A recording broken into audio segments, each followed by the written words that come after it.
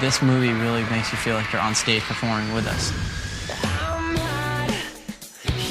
This really puts you in the middle of the action. One thing about 3D, it sees everything. So we can be a close-up on Nick. I'm going to see every expression on your face up there. So have a great time. The Jonas Brothers. That's a good name for them. Yeah, it is, at least for that music. Yeah. I mean, these fools, okay, we're talking about the Jonas Brothers 3D, the 3D concert movie. No, not because when I went to see this movie, since they didn't give us a screen, I had to pay. And they looked at me and said, that's going to be $15. And I was like, say what? Yeah. $15?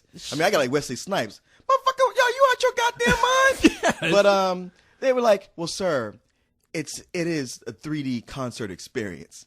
And I'm like, oh, I didn't realize that this was some bullshit. Okay. In 3D. Yeah. Like, why didn't you say so? I'm thinking like, yeah, for $15, one of them brothers better be sitting next to my ass, giving me DVD commentary with this shit. Yeah. You know, ain't talking about nothing. I mean, because, look, all right, so this is the concert movie. In some places, they're showing it in 3D, in some places, they're not. All right, man, if you don't see it in 3D, you get, well, I don't know. You know what? I was going to say you're getting ripped off, but to be honest, the 3D wasn't nothing special. No, I can count how many times that the 3D was cool. Like, they threw a bottle cap at the screen. Yeah, they kept throwing guitar picks at the screen. Yeah, and then a pigeon almost flew at us, and that was the one I was like, shit. You know, I was like, damn, that pigeon's gone crazy. That pigeon got rabies.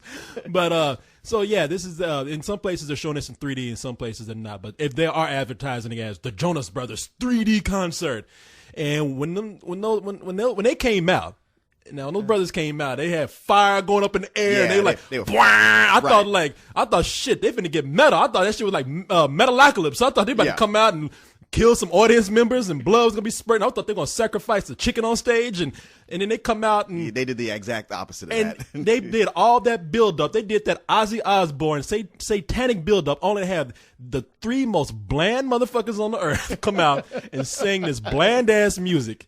And I saw, now it was funny because when I walked out, me and the manager of the theater, we got into this debate about which one was better, the Miley Cyrus 3D movie or the Jonas Brothers 3D movie. And somebody should have dropped the anvil on top of both of y'all. That's what I was thinking. I got to a point where it's like I couldn't stop. I was like, why am I stuck in this? It is like, where does my life come to that I'm arguing whether Miley Cyrus is better than the Jonas Brothers?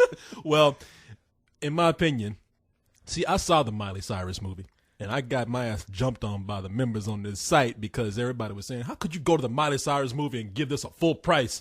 People are angry. I mean, you have to consider the audience is for. I mean, clearly, the Jonas Brothers movie is not made for us. No. It's made for every, people's, preteen daughters. That's what this is for. Exactly. And that's how I took the Miley Cyrus movie. Sure. And the reason why I like the Miley Cyrus movie better than something like this is because Miley Cyrus, first of all, seemed a little more genuine to me. Yeah. And look, for whatever, I know it's like comparing two turds to each other, but one has corn in it. Exactly, and corn is good for you. And so, in Miley Cyrus, I think she had better music in there. I actually found myself kind of tapping my toes to some of it. I mean, that's the thing, because hey man, I got to keep up with the media. I plug into the Disney Channel and Radio Disney and listen to all this. And with Miley Cyrus, I mean, talent wise, they're probably about the same. But Miley Cyrus's songs have more to them, and they're more varied.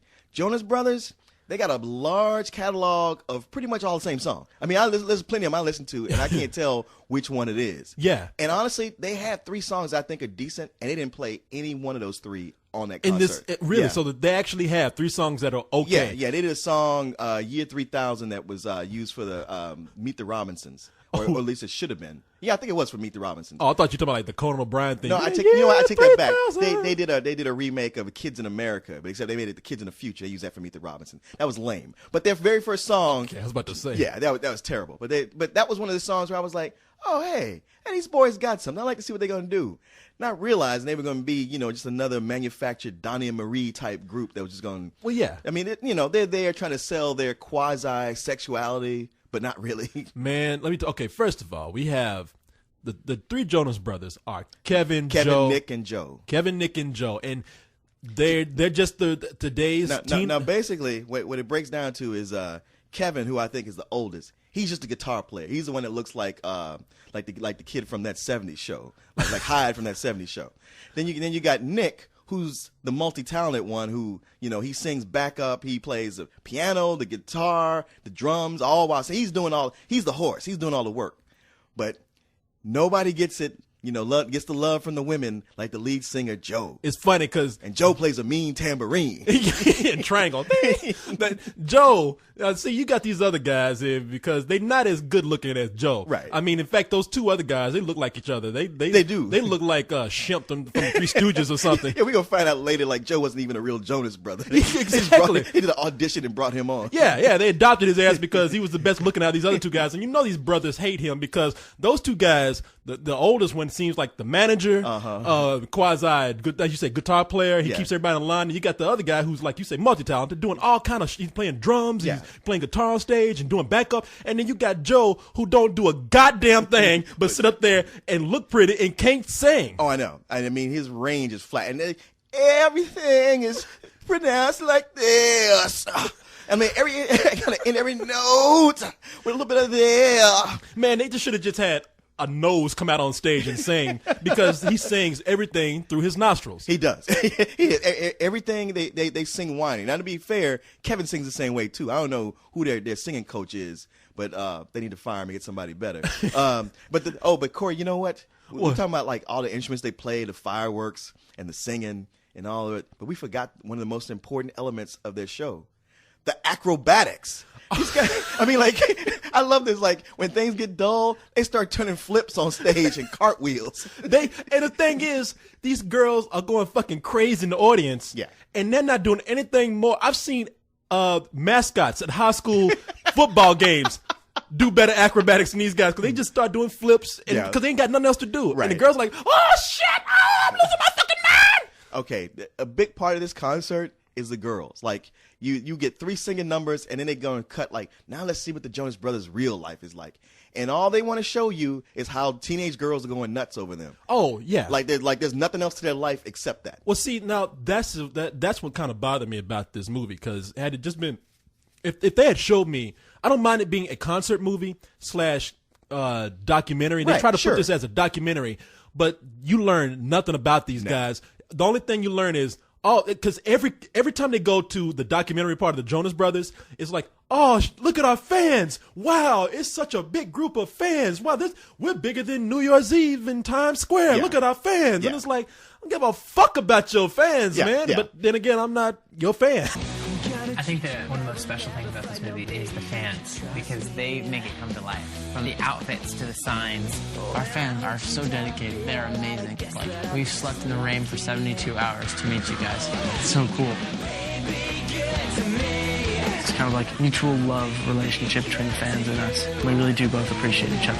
But it's just funny, like, they show Times Square. Times Square is packed. And like, wow, all this for us. Jonas Brothers, New Year's Eve. I'm like, y'all, it's New Year's Eve. Of course it's going to be packed, whether you there or not. I think that there wasn't New Year's Eve. I think they were saying this is like New Year's Eve. Oh, okay. I think they pulled them in. They were like, shit. No, because New Year's Eve, it wouldn't have been nothing but 14-year-old girls out there. They would have chased everybody out. It would have been like a 14-year-old zombie attack out there. But see, that's what bothered me. Like, they never pulled them aside and say, wow, how do you feel about all this fame? Or, okay, honestly, which one of these girls have you nailed out here or something? Yeah. They what they do is they will say, wow, man, New Year, Times Square is full of our fans. They go in, buy a CD. Thank you, fans. And they get in their cars and drive off. It's like, that was nothing. Right. I mean, one critic even said, we learned so little about these kids that we don't even know if they have parents. Like, they never even pull the parents aside and say. That's absolutely true. And their parents were there. They never pulled their parents aside and say, hey, are you worried about your kids and his fame, or what's security like, or anything like that? I mean, really, this film is such a photograph, such a time capsule of this particular era, where it's like, yeah, you had all those really interesting, talented musicians from the past who would do something like that, and you would get to learn something about them. You'd see, their dark side, just maybe not a lot, but just a little bit. But here, it's so manufactured, it's so set up to where you get none of that. They're like, we're not even going to show you a little bit of the shaded side. You're not going to get nothing on our boys. They are clean, and they're making us a ton of money, and we're going to keep it this way. And they're going to keep on staying clean and making us money until you get tired of them. And once you do, they're gonna go to celebrity rehab. Yeah, once you get tired of it, it's almost like Disney's gonna pull up a bulldozer of every piece of dirt on these guys and dump it out there for the Inquirer and everybody else to get, because they can pay good money for that. I mean, that's one thing. There was like a moment where I felt bad for them because they are on the top, as far as they probably ever gonna get.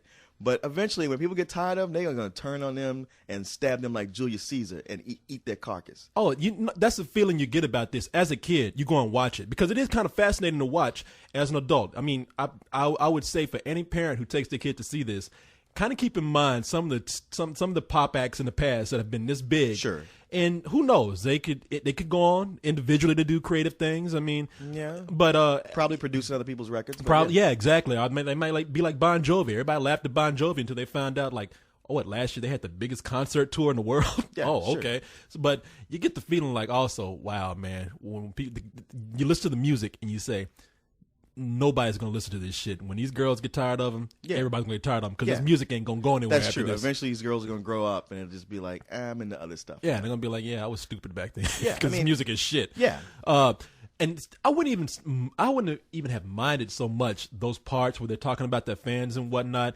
if it hadn't seemed so fake, because they try to act surprised. They the camera's there. Like they go. Can you believe it? Yeah, they're backstage changing. Like they're obviously taking off their shirts for that, as you say, that pseudo sexual side of them, and they're like, great show. We're taking off our shirts, and they look at the camera like, whoa, wait a minute, what are you doing here? Get out of here! You pesky cameras. Like, man, there's a fucking light kit set up in here. It's a 3D camera. Don't nobody come in with a 3D camera and sneak in like, I'm behind the corner right here. No, it's a fucking giant camera. There's a whole crew there, but.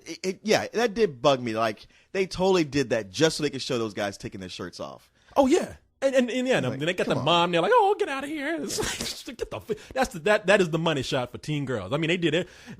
They did as close as they could have for like showing sex. Yeah. I mean, if they were 19, they probably would have whipped the dick out and start fighting each other. But I invariably will get some comments like, "You guys are old men. The Beatles did the same thing." It's like, no, it's not the. I mean, first off, they were the Beatles, like the most talented group ever, and they didn't come over here to be, teen idols. They came. They wanted to play music. And the teenagers went nuts over it. I tell you, the Beatles weren't put together and manufactured by a fucking mouse, all right? I think they were a group that got together, and they had talent, and they played the music that was appropriate until they said, you know what, we got to grow. I mean, this is like the same thing like when they put the Spice Girls together. It was somebody who had the idea, I want to make a group like Duran Duran, but I'm just make it girls this time, and audition them. Yeah. Now, I'm sure the Jonas Brothers are probably three brothers who've been playing since they were little kids, and they really are talented. I'm not going to take that away from them, but they have been working towards a certain particular goal of fame, not artistic merit.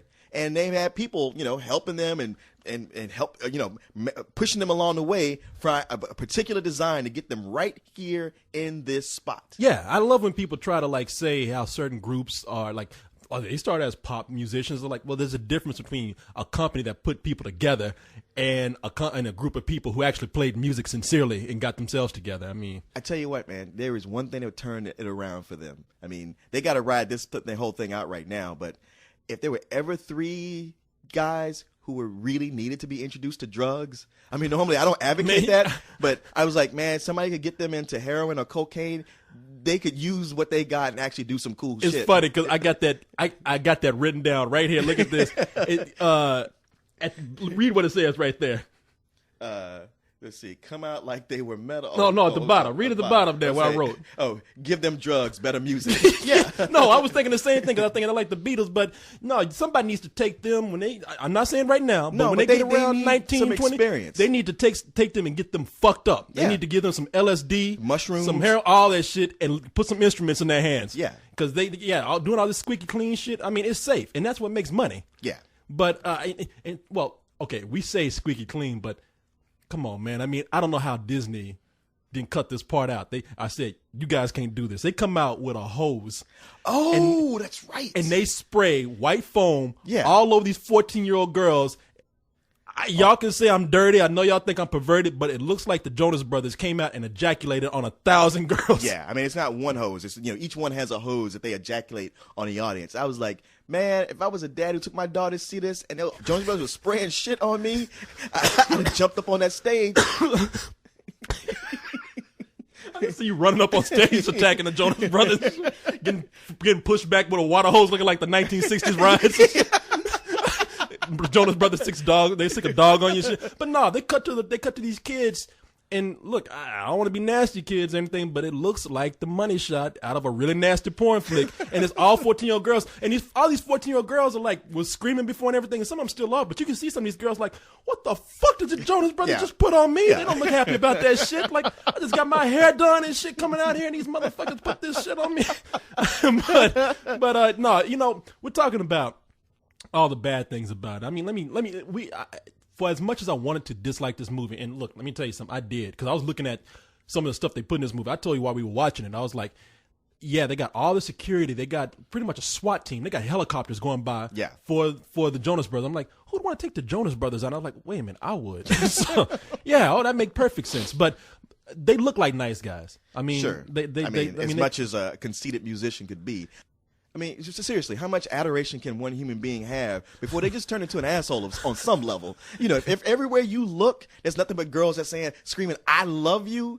You God at that point. Oh yeah, at least in your own head. No, you know that they're like taking the waitress at the hotel and stuffing a grapefruit in their faces and shit. Yeah. I fucking asked for decaf, bitch. You know what I mean? I for all intents and purposes, though, they are squeaky clean. If I had a girl and I took them to see them, I'd be like, I'm not too worried about this, except that she's gonna grow up to have a horrible taste in music. Right. But I was gonna say true and right, man. I said trite. But yeah, it's true.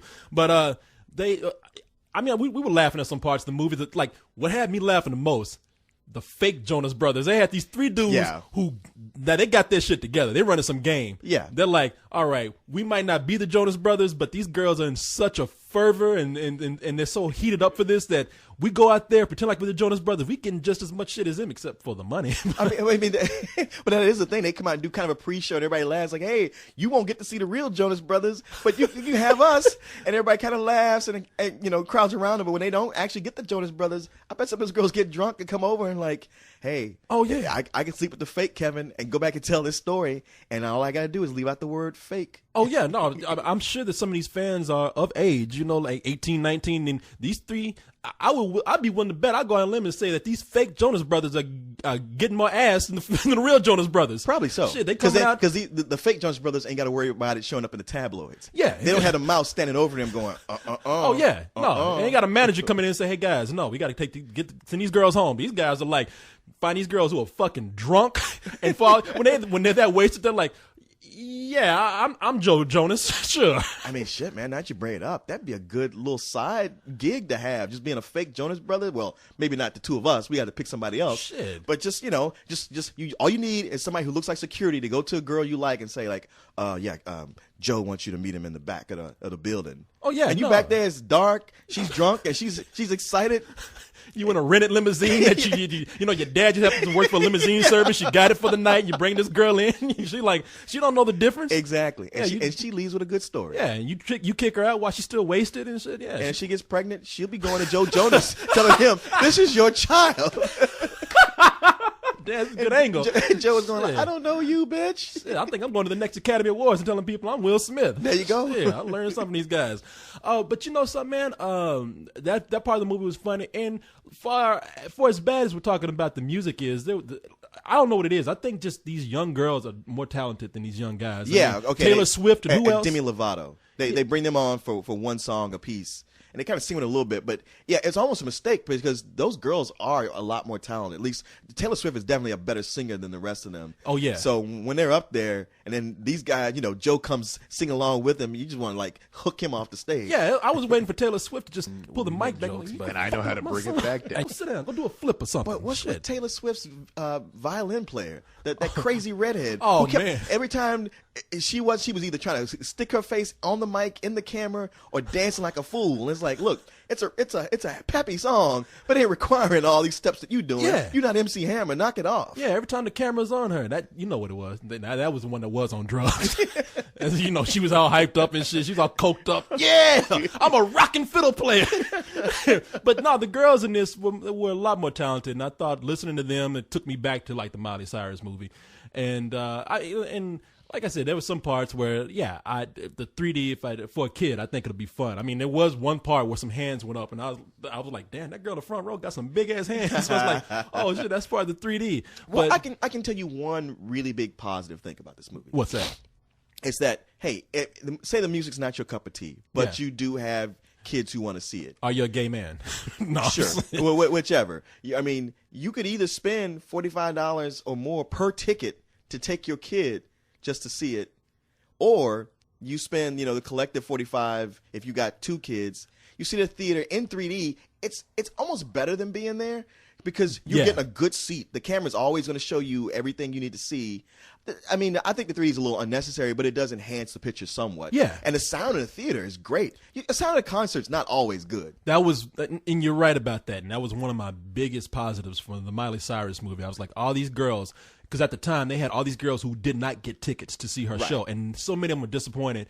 And I said, you know what? If you go to this concert movie, yeah, you're not there, but really, honestly, are you going to get to touch Miley Cyrus? No. But with these concert movies, it's like you're on stage. You're on stage with these guys. Yeah, you're right there. I mean, and you're closer to it than you would be at that concert. Yeah, and it's the same here. I mean, granted that this movie it's padded out. I mean, it's not a concert movie. It's a concert movie that's padded out with bullshit, especially with that one scene, and they have a very generic video scene in Central Park. You know, it's funny. I was watching that video scene, and it made me think back to movies like Magical Mystery Tour and Head by the Monkees. And these are like very psychedelic movies that are considered to be failures. But I'm like, you know what? At least they were doing something interesting. Yeah. Whereas this is just, it's pat. It's bland. It's packed. It's generic. I mean, we get the same things that we've seen the Beatles do over and over again, and every other pop act after that. Oh, my God. You get the mandatory scene of them running down the street in fast motion with tons of girls following them doing something, pretending like they're average people where the girls can't see them. They run by and it's like, oh, they're gone. Let's go. All that kind of shit. Yeah. So it's Enough already. All that shit. We've seen it all before. But now, if you see this if you don't see it in 3D, I mean, you can rent this shit. All right. True. I mean, that is true. I mean, just rent it. But if you want see the real concert experience, yeah, if you want to see this in 3D, and I reluctantly give this a very low matinee because if you have kids, they're gonna want to see it, and I think it's worth it to see it in 3D for them. You know what? You make a compelling argument. It's just I don't think they have a matinee price for it. I think it's an all or nothing. Well, I'm doing this as a grade. I'm just Okay. saying, I mean, you're not gonna be able to pay matinee. So if you have kids and they really want to see this, you just have to bite the bullet and go either see you the go Jonas see it or Brothers. you don't. Shit. I know you don't want to see these motherfuckers, but do it for the children, okay? Because I tell you, I'd be like me. Raise a kid. What would you give it then? I'd probably go rental. Low matinee just sounds too high. High rental. How about that? Okay, but you can't see it in 3D if you rent it. Okay. But the 3D didn't matter. Okay. If you have a big TV and a good sound system, you're set. Okay. Yeah, that's true. That's true. I would still say kids love 3D. So like I said, very reluctantly give this a matinee. And at the same time, I want to encourage more movies like this. Just like these kind of concert movies, like the U2 movie and the Rolling Stone movie. You both those. Did you see those? No, I didn't. Now those are concert movies that are badass. The U2 movie, was great. Well, see, I think about I always said, man, if Van Halen ever got back together with David Lee Roth, you can't stop me from going to that concert. Do you really want to see David Lee Roth in 3D that close up now? Well, I mean, everything I heard about the concert, the new reunion was good. I know. And so they finally came to Dallas, and I was excited. And I was like, wait, $200? I got to drive 4 hours to be in the middle of a packed auditorium for $200? And I was like, no, maybe not. I wanted to go to that concert too. When I found out the same thing you did, Yeah. like, fuck that. But if they were to do a concert movie, that would be perfect and for you'd me. be right on stage with David Lee Roth.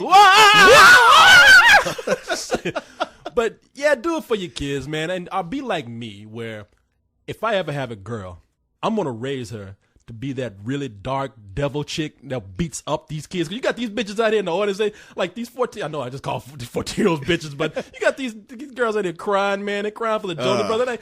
They had. It's funny because they cut to one big girl, and she fainted, and I was like, that girl did not faint because of Jonas Brothers. She fainted because she's fat and she's been standing up too long. Well, that's the thing. They were fanning her, so she definitely overheated. And the kids out there with signs like, I waited in line 72 hours for Jonas Brothers tickets. And well, then kill yourself. Yeah, exactly. Do us all a favor. I want to have that real scary-looking goth chick daughter that beats up kids like this.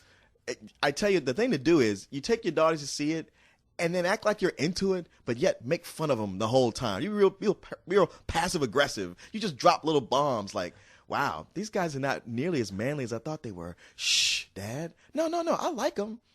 It's just, well, okay, that song wasn't so good, but the next one's going to be great. You'll see. And then that's when your daughter grows up hating you because she's like, Daddy ruined my childhood. I just want it to be normal. I would outgrew this shit on my own. It really feels like you're a part of it. And still every moment for us is kind of like, wow, this is nuts. The fact that we're here right now doing what we love and people are here. It's kind of a crazy experience.